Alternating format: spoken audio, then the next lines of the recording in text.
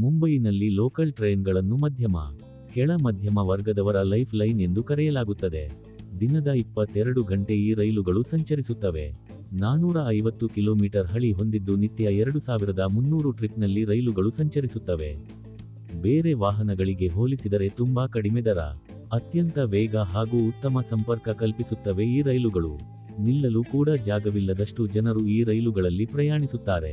ಪ್ರತಿದಿನ 70 ರಿಂದ 75 ಲಕ್ಷ ಜನರು ಈ ರೈಲುಗಳಲ್ಲಿ ಸಂಚರಿಸುತ್ತಾರೆ. ಮಹಾರಾಷ್ಟ್ರದ ಒಟ್ಟು ಜನಸಂಖ್ಯೆಯ 10% ಜನರು ನಿತ್ಯ ಈ ರೈಲುಗಳನ್ನು ಅವಲಂಬಿಸಿದ್ದಾರೆ.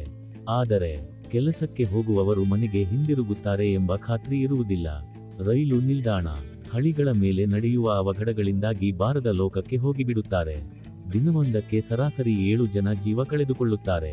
ಅಚ್ಚರಿಯ ವಿಷಯವೆಂದರೆ ಕಳೆದ 15 ವರ್ಷಗಳಲ್ಲಿ ರೈಲು ಹಳಿಗಳ ಮೇಲೆ ಸಿಕ್ಕ 14,000 ಜನರು ಯಾರೆಂದು ಕೂಡ ತಿಳಿದಿಲ್ಲ. ಪ್ರತಿ 3 ಡೆಡ್ ಬಾಡಿಗಳ ಪೈಕಿ ಒಂದು ಯಾರೆಂದೆಂಬುದು ಕೂಡ ತಿಳಿಯುವುದಿಲ್ಲ.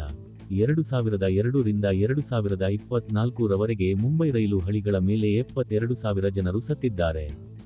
ಬಹುತೇಕ ಸಾವುಗಳು ರೈಲು ಹಳಿ ಕ್ರಾಸಿಂಗ್ ಮಾಡುವಾಗ ಸಂಭವಿಸಿವೆ.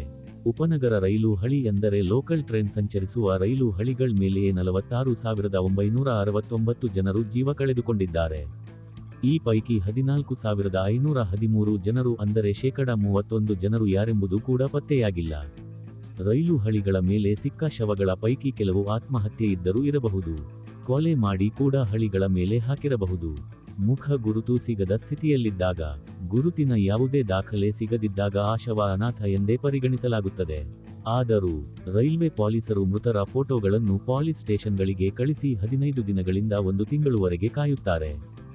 ಯಾವುದಾದರೂ ನಾಪತ್ತೆ ಪ್ರಕರಣಕ್ಕೆ ಡೆಡ್ ಬಾಡಿ ಹೋಲಿಕೆಯಾಗುತ್ತಾ ಎಂದು ಯಾರೂ ಬರದಿದ್ದರೆ ರೈಲ್ವೆ ಪೊಲೀಸರೇ ಅಂತ್ಯಕ್ರಿಯೆ ಮಾಡುತ್ತಾರೆ. ಮುಂದೊಂದು ದಿನ ಕುಟುಂಬದವರು ಬರಬಹುದು ಎಂಬ ಆಶಾಭಾವನೆಯಿಂದ ಮೃತನ ಫೋಟೋ, ಬಟ್ಟೆ, ಟ್ಯಾಟೂ ಇತ್ಯಾದಿ ಗುರುತಿನ ಫೋಟೋ ತೆಗೆದಿಟ್ಟಿರುತ್ತಾರೆ. ಏನೇ ಆಗಲಿ ಮುಂಬಯಿ ಜನರ ಲೈಫ್ ಲೈನ್ ಆಗಿರುವ ಈ ಲೋಕಲ್ ಟ್ರೈನ್ ಯಾವಾಗ ಯಾರ ಲೈಫ್ ಹೋಗಲು ಕಾರಣವಾಗುತ್ತದೆ ಎಂದು ಹೇಳಲು ಆಗುವುದಿಲ್ಲ. ಜನರೇ ಎಚ್ಚರಿಕೆ ವಹಿಸಬೇಕಿದೆ.